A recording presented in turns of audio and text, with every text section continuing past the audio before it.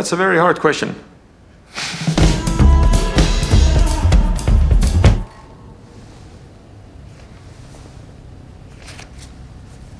Where is Bolt heading in the next year or two?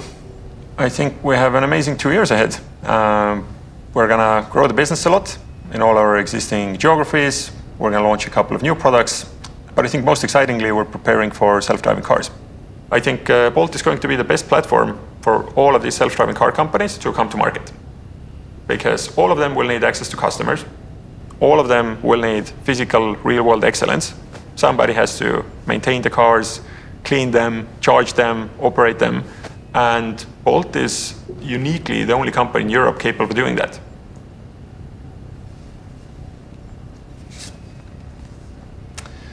What are you most excited about? For the next couple of years, I'm probably most excited about the quality of people that have been joining the company. Over the last year, we've had dozens of really fantastic talents joining, whether it's senior people or early juniors fresh out of universities. We just hired 2 people into our product team, Sergey and Jens, who are going to improve how we operate the entire marketplace.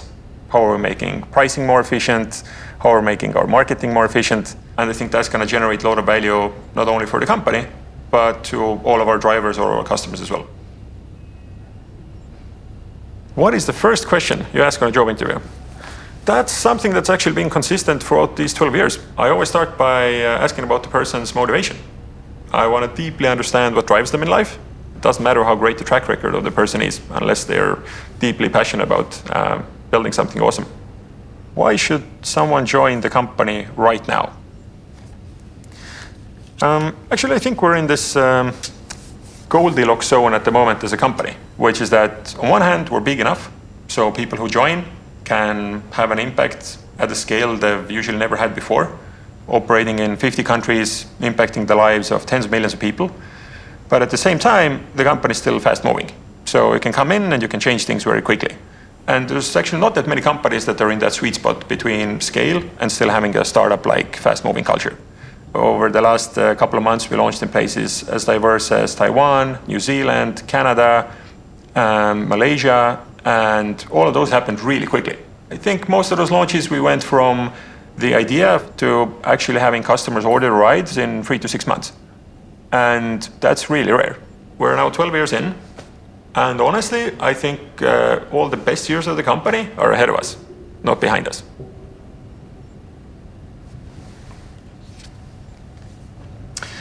Why should someone not join Bolt? Well, every company has its unique culture.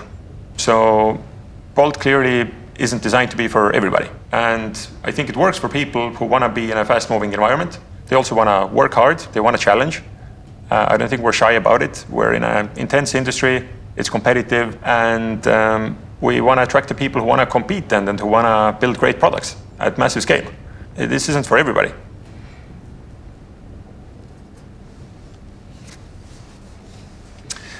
What keeps you up at night?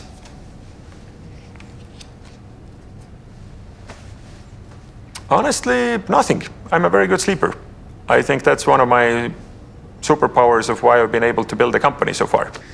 But what are things that I'm worried about in terms of the company's future? We're about 3,500 people in the company at the moment. It's crucial that we make sure that every year the organization keeps on getting stronger. So the people we bring in are better than the ones we already have. And that's something I really obsess over and put a lot of time into. What kind of person thrives at Bolt? Generally, it comes down to 3 basic things. A, we look for people who are smart. So highly intelligent, able to adapt, solve new problems they haven't faced before, very analytical, and people who want to develop new skills. Because the industry is changing all the time and our company is changing all the time. Second, we look for people with high drive. So people who are really motivated, they want to compete, they want to build something great. And third, it's culture fit. They need to be high integrity people who are accountable, who are great team players, who can manage their ego. And obviously it helps a lot if they're just nice people. All right. Have you ever fired anyone on the spot? Why? I haven't actually. I think I've made the decision to fire people on the spot, but then I usually take a couple of hours after that to reflect whether it's the right decision, and then yes, I've proceeded and fire people on the same day. Who would you give as an example of a success story at Bolt? Great question. I think there's dozens of people I would give as a success story. There's so many people who joined us as a specialist in the company. For example, Pavel in marketing team. For the last 10 years, he's grown from a specialist to running a department of 300 people. And we also have a couple of examples who've moved externally, of people who joined us super early, fresh out of university. They developed with us for a number of years, got some experience, got some confidence, and then went out and built their own startups. And some of those have become massively successful now. We always aim to hire entrepreneurs, whether they stay with us internally, building some new products, or they go externally. Either way, that's the kind of people we want to attract. Will new joiners ever see you at the office? Absolutely. I'm in the office every day. And when I'm not in our HQ, I'm traveling around and visiting all of our offices.